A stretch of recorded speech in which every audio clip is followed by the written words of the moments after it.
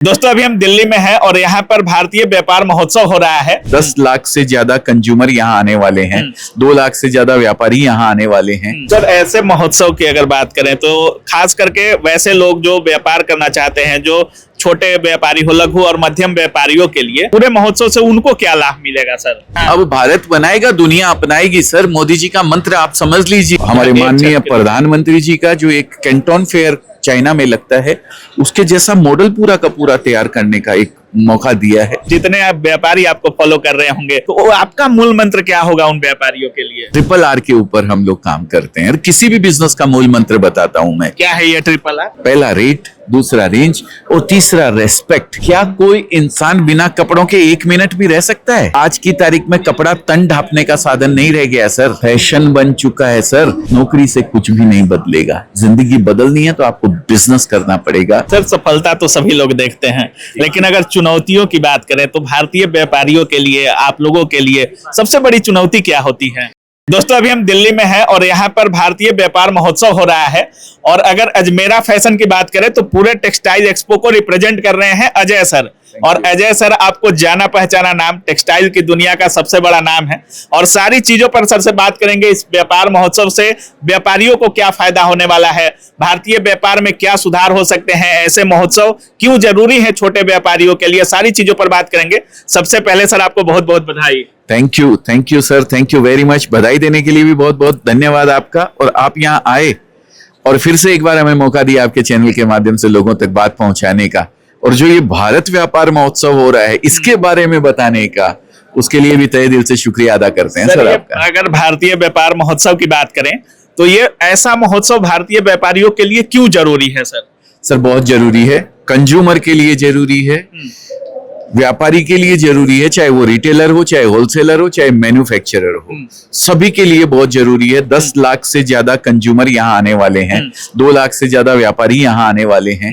चाहे कोई भी सेक्टर से आप ले लीजिए, हर तरीके से यहाँ पे लोगों को एक अपॉर्चुनिटी मिलती है, लोगों को एक जानकारी मिलती है। आप अगर मैन्युफैक्चरिंग फील्ड से हैं, कपड़े के फील्ड से हैं, तो आपको पता लगता है कि दुनिया में क्या हो रहा है ना। और अगर आप कुछ करना चाहते हैं तो आपको हर सेक्टर के बारे में पता लगता है कि मुझे किस सेक्टर्स में काम करना चाहिए। ये सारी जानकारी सिर्फ और सिर्फ यहाँ आने से ही पता लग सकती है, क्योंकि इतने बड़े लेवल के ऊपर मल्टी सेक्टोरियल आज गवर्नमेंट ने एक प्लेटफॉर्म जनरेट करके दिया है कि हर व्यापारी वर्ग यहाँ आए। छोटे से छोटा व्यापारी, एक हैंडीक्राफ्ट महिला जो हाथ से कुछ बनाती हैं, वो महिला भी यहाँ पे स्टॉल लगा करके अपना वो कर रही है, प्रेजेंट कर रही है अपने बिजनेस को। शायद हाथ से ही बना है सर, मोदी जी की तस्वीर? नहीं, हाथ से नहीं बनी है। हाँ। ये तस्वीर नहीं कह सकते इसको, ये टॉवेल है सर। ये टॉवेल है सर? हाँ, ये कपड़े से बना हुआ है। मैं चाहूंगा कि हमारे व्यूअर्स को भी जरा पता लगे। ये मोदी जी की तस्वीर यहाँ पे लगी, मोदी जी की तस्वीर ये टॉवेल पे बनाई हुई है सर। अच्छा। और वो भी बैम्बू यान से बनी हुई है। बैम्बू से जो पल्प निकलता है, उससे पल्प से फाइबर बनाया गया, फाइबर से यान बनाया गया, यान से धागे को कलर किया गया, 2 कलर के धागों को करके ये जो बनाया है ना, ये पूरा मोदी जी की तस्वीर जो बनी हुई है, ये पूरी उसी से बनी हुई है सर। सर ऐसे महोत्सव की अगर बात करें तो खास करके वैसे लोग जो व्यापार करना चाहते हैं, जो छोटे व्यापारी हो, लघु और मध्यम व्यापारियों के लिए क्या उपयोग होगा और इस पूरे महोत्सव से उनको क्या लाभ मिलेगा सर? सर देखिए, एक अपॉर्चुनिटी हर तरीके की, अगर आप एक छोटे से व्यापारी हैं, व्यापार करना चाहते हैं, तो आपको यहाँ पे पता लगता है कि मेरे को किस सेक्टर से जुड़ना चाहिए, कौन सा सेक्टर ग्रो कर रहा है, कौन से सेक्टर में मुझे आगे बढ़ना चाहिए, मैं किस सेक्टर में जाऊं, ये मेरी इच्छा किस में है। मैं तो टेक्सटाइल से जुड़ा हुआ हूं, तो मैं तो टेक्सटाइल के बारे में बोलूंगा कि भाई आप आइए टेक्सटाइल के अंदर काम कीजिए। लेकिन सबसे जरूरी चीज है कि आपका किस फील्ड के अंदर आपका एनर्जी काम करती है, किस फील्ड के अंदर आप आगे बढ़ सकते हैं, वो सारी चीज यहाँ आने से ही पता लगेगा। अच्छा सर, अगर बात करें इस पूरे महोत्सव की, हाँ। तो बहुत से लोग कह रहे हैं कि अब भारत भी पूरे इंडिया में व्यापार का हब बनने वाला है, पूरे देश। गलत कहते हैं लोग। हाँ। गलत कहते हैं, इंडिया में नहीं। हाँ। अब भारत बनाएगा, दुनिया अपनाएगी सर। मोदी जी का मंत्र आप समझ लीजिए। अच्छा। हाँ, यहाँ बनेगा और हिंदुस्तान के बाहर जाके बिकेगा सर। मतलब दुनिया का सबसे बड़ा हब बनने वाला है ये। बिल्कुल बिल्कुल, सोने की चिड़िया हमारा देश आज भी है। अंग्रेज कितना लूट के ले जाएंगे, पर हिंदुस्तान समंदर है, इसमें से कोई कितना भी पानी निकाल ले, 1-2 लोटा निकाल लेगा तो कोई फर्क पड़ने वाला है क्या? देखिए, काम चुराया जा सकता है पर उसका हुनर नहीं चुराया जा सकता है।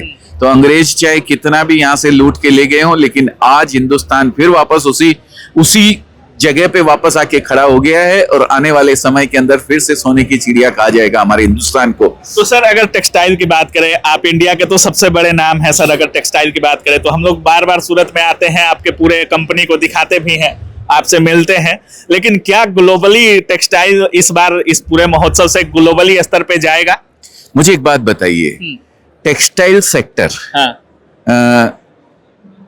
एक समय पे जब ये कहा जाता था, बड़े बुजुर्ग हमारे ये कहते थे, रोटी, कपड़ा और मकान, ये 3 चीजें एसेंशियल में आती है, जरूरी है।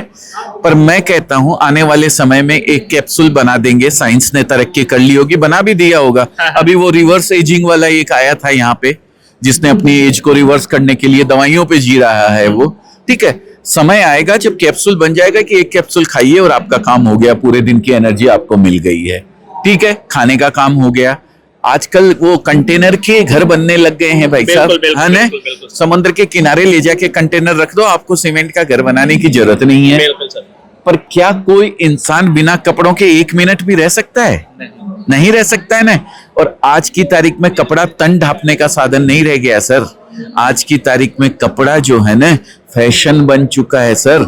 एक लेडीज एक साड़ी पहन के किसी फंक्शन में चली जाती है और सेल्फी उसकी हो गई है तो वो दोबारा वो साड़ी पहनती नहीं है, उसको तो नया चाहिए। बिल्कुल बिल्कुल। तो ये सेक्टर कहाँ जाने वाला है? आज की तारीख में भले ही हम बोल दें कृषि का जो सेक्टर है वो नंबर 1 पे है, लेकिन आने वाले समय में कपड़ा जो है हमारा वो नंबर 1 पे आने वाला है, कोई रोक नहीं सकता है इसको सर। अच्छा सर, अजय सर की अगर बात करें, अभी तक इतने बड़े उद्योग को आप देख रहे हैं, पूरे टेक्सटाइल एक्सपो को रिप्रेजेंट कर रहे हैं आप, खुद में एक बड़ी बात है, लेकिन इस सफलता का मूल मंत्र क्या है? जितने आप व्यापारी आपको फॉलो कर रहे होंगे, छोटे होंगे या बड़े होंगे, बहुत लोग फॉलो करते हैं आपको, तो वो आपका मूल मंत्र क्या होगा उन व्यापारियों के लिए? टीम वर्क है सर। मैं अभी आपके साथ काम कर रहा हूँ, यहाँ बात कर रहा हूँ, वीडियो बना रहा हूँ, लेकिन काम चल रहा है सब जगह, हर जगह टीम है सर, टीम ही काम करती है। आपको एक टूर्नामेंट जीतना है तो एक खिलाड़ी का प्रदर्शन काफी होगा। रोहित शर्मा ने सेंचुरी मार दी या डबल सेंचुरी मार दी, आप शायद वो मैच जीत जाएंगे, लेकिन टूर्नामेंट जीतना है तो पूरी टीम की परफॉर्मेंस चाहिए। पूरी टीम जब खेलेगी एक साथ तो ही जीत हो सकती है आपकी, नहीं तो नहीं हो सकती है। और इसके लिए भी पूरी टीम लगी हुई है, वही टीम काम कर रही है। बस इतना है कि उस टीम को मैनेज करना आपको आना चाहिए। बिल्कुल बिल्कुल। सफलता का मॉडल क्या है सर? किस मॉडल पे आप काम करते हैं? सुनने में आ रहा था RRR कुछ आप बता रहे थे। सफलता देखिए, हर आदमी का एक अपना पैमाना है। एक टीचर भी सफल है अगर वो कुछ बच्चों को शिक्षा दे करके आगे बढ़ा पाती है। तो जो आप सोच रहे हैं उसके अंदर अगर आप वही काम करके आगे बढ़ रहे हैं तो वो सफल हैं आप, कोई दिक्कत नहीं है उसकी। बाकी आप बिजनेस की सफलता की बात करें तो हमारा जो मूल मंत्र है, हमारी अजमेरा फैशन का जो मूल मंत्र है, RRR के ऊपर हम लोग काम करते हैं। और किसी भी बिजनेस का मूल मंत्र बताता हूं मैं। क्या है ये RRR? RRR में पहले R का मतलब है रेट। आप अपने प्रोडक्ट को रेट वाइज रखें, रिजनेबल रेट में रखें। आप जहां से भी मैन्युफैक्चरिंग करते हैं तो मटेरियल आपको परचेज करना पड़ेगा। मैन्युफैक्चरिंग नहीं करते हैं, आप ट्रेडर है, एक रिटेलर है, तो आप जहां से खरीद रहे हैं वहां से आपको रिजनेबल रेट में कपड़ा मिलना चाहिए। आपकी रेट सही होगी तो ही आप आगे सही रेट में बेच पाओगे। क्योंकि बहुत लोग अभी भी आपके सेक्टर में हैं, आज आप नया करने जा रहे हैं, है ना, तो पहले से बहुत लोग एग्जिस्टिंग वहां पे काम कर रहे हैं, उन पे से कस्टमर को उठा के आपको यहाँ लाना है अपनी दुकान के ऊपर, तो वो तभी आ सकता है जब आप रेट सही रखेंगे। तो पहला है रेट, दूसरा है रेंज। आपको रेंज देनी पड़ेगी, वाइड रेंज आपको रखनी पड़ेगी। रेंज भी कपड़े के अंदर हम कहते हैं साउथ में बिकने वाला नॉर्थ में नहीं बिकता है, दिल्ली में बिकने वाला बिहार में नहीं बिकता है। कहाँ की रेंज है, कैसी रेंज रखनी है, ये आपको समझना पड़ेगा।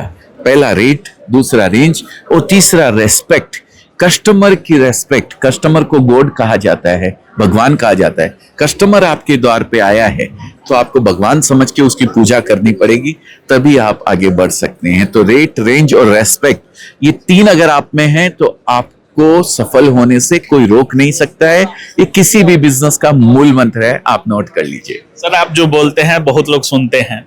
अभी हमारे गवर्नमेंट की तरफ से भी मेक इन इंडिया चलाया गया, वोकल फॉर लोकल चलाया गया, तो क्या इसका असर व्यापारियों पर है? कुछ व्यापार पर कुछ पड़ता है? अरे बहुत पड़ता है सर। आज ये जो भीड़ देख रहे हैं आप, जो यहाँ पे सब ये देख रहे हैं, लोग बैठे हैं, ये वोकल फॉर लोकल ही है ना सर। अच्छा, है ना। और ये लोकल जो है ये ग्लोबल जाए, ये हमारे माननीय मोदी जी का सपना है सर।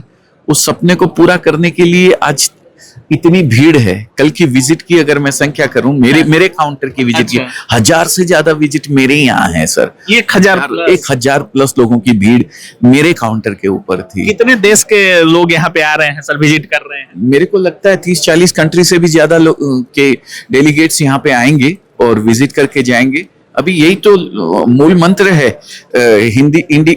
हिंदुस्तान बनाएगा और पूरी दुनिया अपनाएगी। तो हमारा भी यही मोटो है कि हम ग्लोबल, इंडिया में तो अच्छा कर रहे हैं, हम ग्लोबली अच्छा कर पाएं, लोगों को अवेयरनेस दे पाएं कि हिंदुस्तान में जो चीज बनती है ना वो एक अपने आप में यूनिक है। सर सफलता तो सभी लोग देखते हैं, लेकिन अगर चुनौतियों की बात करें तो भारतीय व्यापारियों के लिए, आप लोगों के लिए सबसे बड़ी चुनौती क्या होती है? देखिए, चुनौती कुछ नहीं है। प्रॉब्लम्स आएगी, कोई भी काम आप कीजिए सर, ऐसा नहीं है कि प्रॉब्लम नहीं आएगी। प्रॉब्लम आएगी, चुनौती आएगी, पर उस चुनौती में अपॉर्चुनिटी, आपदा में अवसर कैसे तलाश करते हैं वो आपके ऊपर डिपेंड है ना। आप चुनौती को देखने जाएंगे, प्रॉब्लम को देखने जाएंगे तो प्रॉब्लम बड़ी होती चली जाएगी।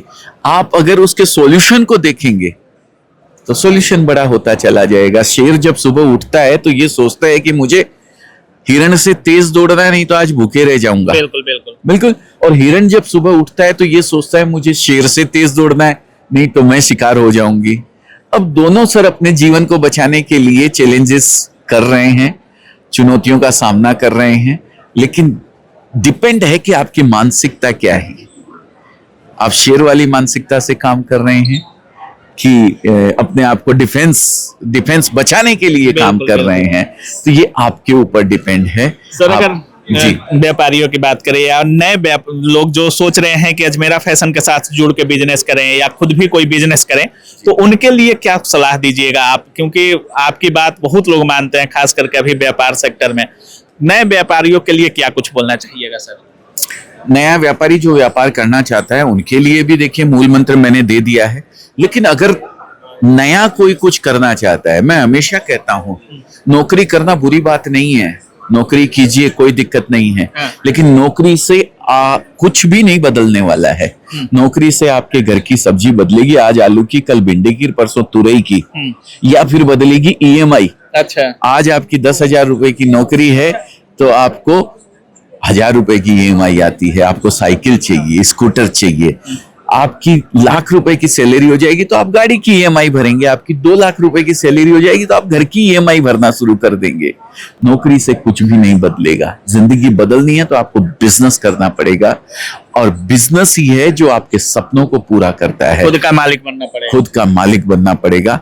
तो मैं कहता हूं अपने आप को बिजनेस से जोड़िए। जो आपके मन में आता हो, आपको ऐसा लगता है कि मुझे कपड़े का बिजनेस करना है, कपड़े का कीजिए।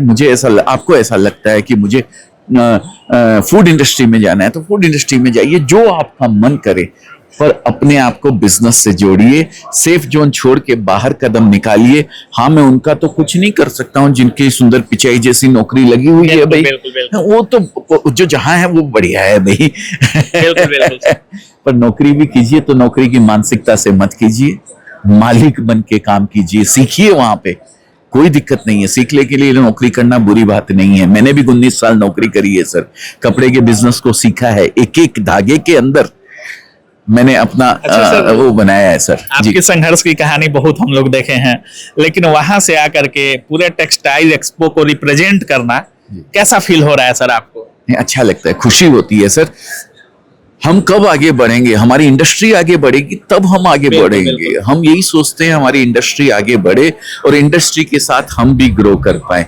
मैं अकेला आगे नहीं बढ़ सकता हूं सर, जब समूह मेरे साथ रहेगा तो ही मैं आगे बढ़ सकता हूं सर। और ये समूह की ताकत है कि आज उन्होंने मुझे रिप्रेजेंटेटिव बना दिया है टेक्सटाइल इंडस्ट्री का। तो मेरा समूह इतना बड़ा है जिसकी वजह से आज मैं टेक्सटाइल रिप्रेजेंटेटिव होकर के यहाँ पे काम कर रहा हूँ, टेक्सटाइल अच्छा, पार्टनर बन के काम कर रहा हूँ छोटे सर। बड़े व्यापारी सब आए हैं सर? सब आए हैं, बिल्कुल आए हैं। कितने सूरत के व्याप- कम से कम 200 से ज्यादा व्यापारी यहाँ पे अच्छा। है जो अपने आप को यहाँ पे प्रेजेंट कर रहे हैं लोगों के आगे। और सबसे बड़ी बात, वो बहुत खुश है यहाँ आकर के, खुद को साबित करने का को साबित करने का मौका मिल रहा है, खुद को लोगों तक पहुंचाने का मौका मिल रहा है। ये बहुत बड़ी बात है सर हमारे लास्ट लिए। में सर जितने मैं तो लोग देख सरकार रहे का हैं, धन्यवाद करना चाहूंगा। लोगों का तो धन्यवाद है ये जिन्होंने यहाँ विजिट किया, मेरे आह्वान पे विजिट किया, मेरे कहने पे यहाँ आए हैं, ये बहुत खुशी की बात है। साथ ही सरकार का भी धन्यवाद करना चाहता हूं कि उन्होंने हमें ऐसा प्लेटफॉर्म दिया। हमारे एक माननीय झटके। प्रधानमंत्री जी का जो एक कैंटोन फेयर चाइना में लगता है, उसके जैसा मॉडल पूरा का पूरा तैयार करने का एक मौका दिया है। बहुत बड़ी बात है ये। उनके स्वप्न को पूरा करने में अगर हमारा सहयोग रहेगा तो ये हमारे लिए भी बहुत अच्छी बात है। हमारा भी कुछ भला होगा। हमारी गवर्नमेंट जो आज इंडिया लेवल पे काम कर रही है वो बाहर के लेवल तक पहुंच पाएगी।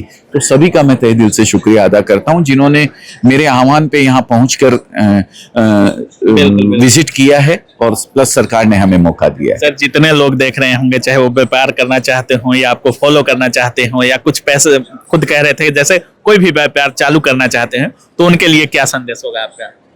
मेरा एक ही संकेत है कि सेफ जोन छोड़ के बाहर निकलिए, मेहनत कीजिए, कुछ न कुछ ऐसा कीजिए कि लोगों आपको याद करे, लोग आपको पहचान पाए। मेरा इतना ही कहना है, क्योंकि 2 टाइम रोटी का जुगाड़ तो कैसे भी हो जाएगा सर। क्या वॉरेन बफेट 2 टाइम की रोटी के लिए काम कर रहा है?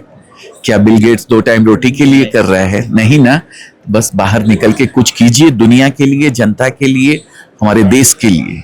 बहुत बहुत धन्यवाद सर बात थैंक करने यू, के लिए। Thank you sir. बाकी आप देख रहे थे अभी हम भारत व्यापार महोत्सव में थे और अजय अजमेरा सर हमारे साथ थे। बाकी सर से हमने बिजनेस को लेकर के, इस पूरे महोत्सव को लेकर के, इंडिया को लेकर के सारी चीजों पर हमने बात करने की कोशिश की। बाकी इस पूरे वीडियो के बारे में आप क्या कुछ सोच रहे हैं अपनी राय कमेंट सेक्शन में जरूर रखिएगा। बहुत बहुत धन्यवाद।